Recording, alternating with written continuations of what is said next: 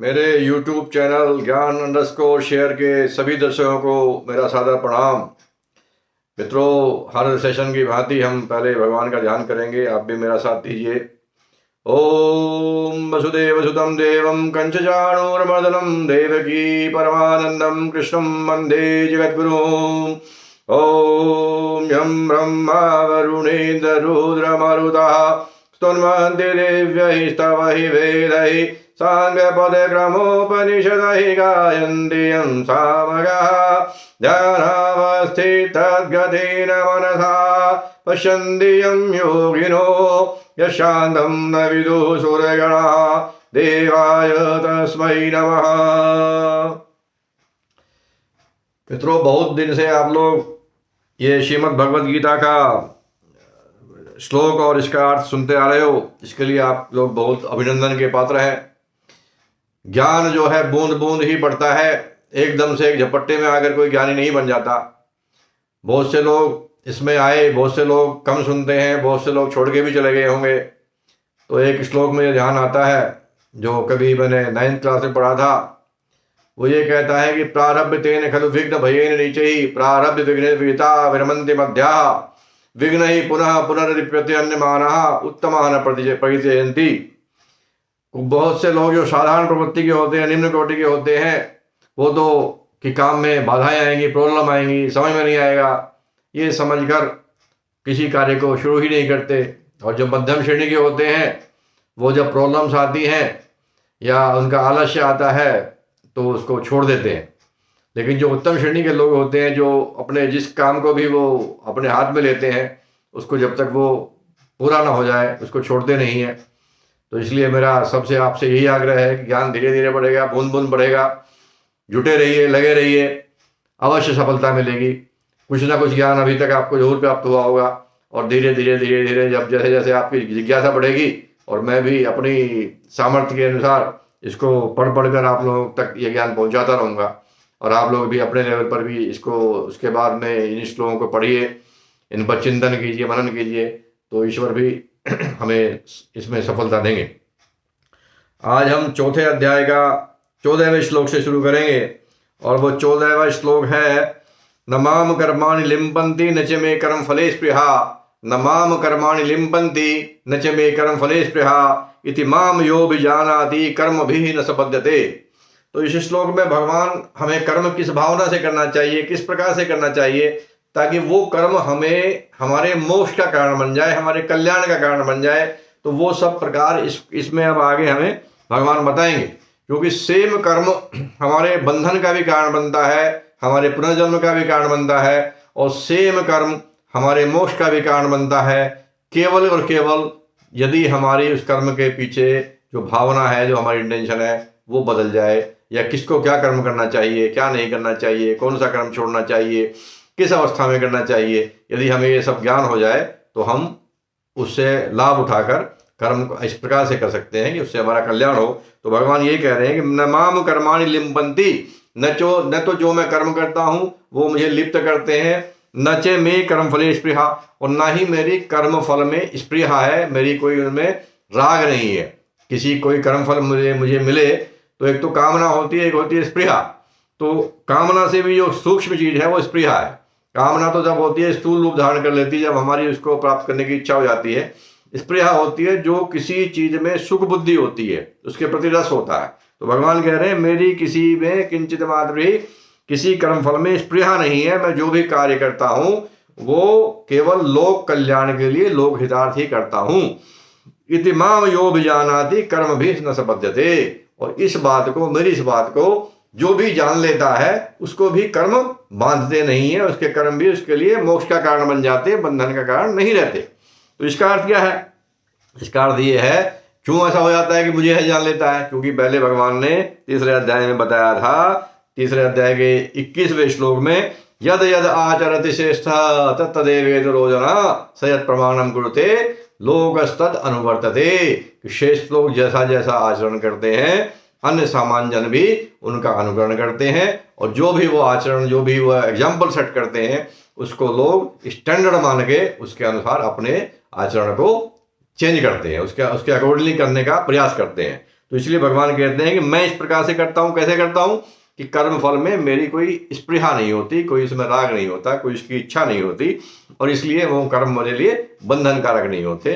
तो इसी प्रकार से दूसरे लोग भी यदि मेरा अनुकरण करेंगे तो उनके लिए भी वो जो कर्म है वो उसको बांधेंगे नहीं, वही कर्म उसके लिए मोक्ष के कारण बन जाएंगे। एवं ज्ञात्वा कृतम कर्म पूर्वैरपि मुमुक्षु शुद्ध में मुमुक्षु होता है जिसको मोक्ष की इच्छा हो, जिसको मोक्ष की इच्छा हो, पुनर्जन्म से जो मोक्ष आता है उसको मुमुक्षु बोलते हैं। तो अर्जुन एक मुमुक्षु है। अब अर्जुन मुमुक्षु हैं तो अर्जुन अभी तक ये समझते थे कि कर्म जो कई सारे कर्म का यदि मैं त्याग कर दूं, युद्ध भूमि में जो ये घोर हत्याएं होंगी, जो घोर कर्म है, हत्या रूपी कर्म है, उसको वो समझ रहे हैं कि ये मेरे पतन का कारण है, मेरे लिए बंधन का कारण बनेगा, यदि मैं इस कर्म को छोड़ देता हूं तो अच्छा है, ऐसा वो मानते थे। तो लेकिन उनको क्योंकि उस कर्म का तत्व उनको ज्ञात नहीं है अभी पूरा, कि किस अवस्था में किस इंसान को कौन सा कर्म करना चाहिए, नहीं करना चाहिए, किससे कौन सा कर्म उसके लिए किस अवस्था में, किस वर्ण के लिए, किस आश्रम में वो स्थित है, कब वो बंधन कारक है, कब मोक्ष कारक है, वो उसका उनको अभी ज्ञान नहीं है। इसलिए उस ज्ञान को ये आगे क्लियर करेंगे भगवान इसमें। तो वो क्या करें, एवं ज्ञात्वा कृतम कर्म पूर्वैरपि मुमुक्षुभिः, इस प्रकार से जानकर पहले भी मुमुक्षुओं ने पहले भी मुमुक्षुओं ने मोक्ष प्राप्त किया है। कुरु कर्मैव तस्मात् त्वं पूर्वतरम कर्म कृतम, और इसलिए पूर्व में भी जो पूर्वजों ने जिस प्रकार से काम किया, किस प्रकार से, कर्म की फल को छोड़कर, कर्म की फल में इच्छा न रख के, उसी प्रकार से तुम भी कर्म करो।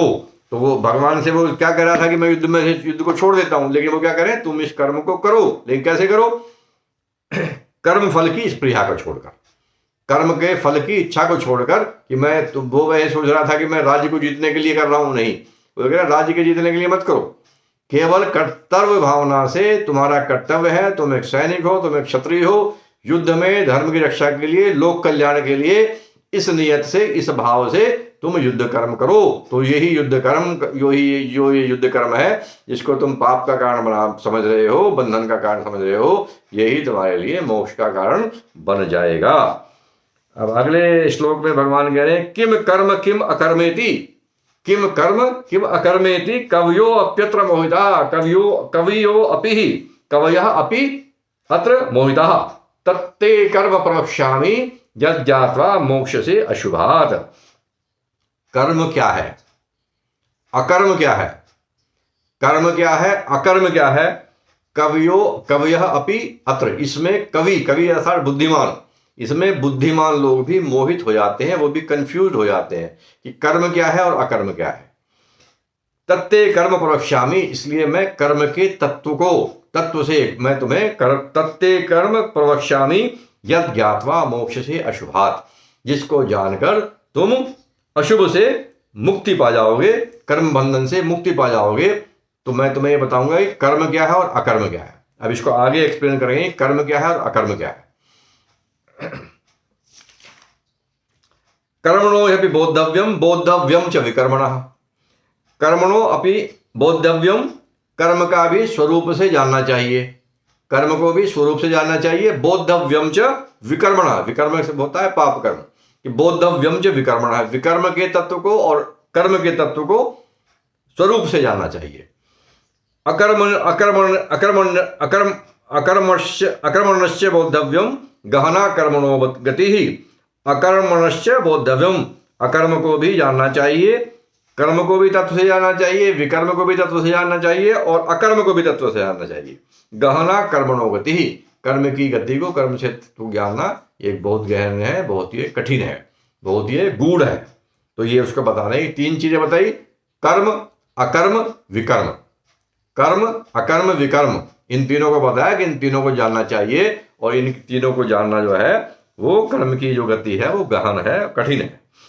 कर्मण्य कर्म यह पश्येत कर्मणि च कर्म यह, कर्मणि अकर्म यह पश्येत, कर्म में जो अकर्म देखता है, कर्मणि अकर्म यह पश्येत, कर्म में जो अकर्म देखता है, कर्मणि च अकर्मी है, और कर्म में अकर्म में जो कर्म देखता है, कर्म में अकर्म और अकर्म में कर्म, सब बुद्धिमान मनुष्येषु, वह मनुष्यों में बुद्धिमान है।